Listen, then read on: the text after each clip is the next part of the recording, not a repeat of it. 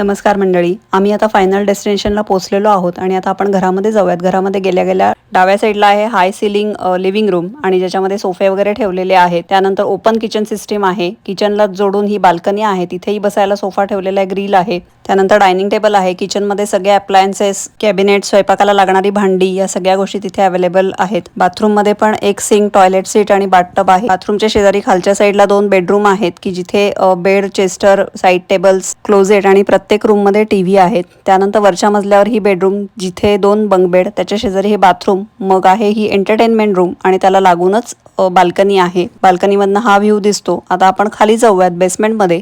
या घराचं बेसमेंटही खूप मोठं आहे, जिथे पूल टेबल, पोकर टेबल, त्यानंतर इथेच वॉशर आणि ड्रायर आहेत.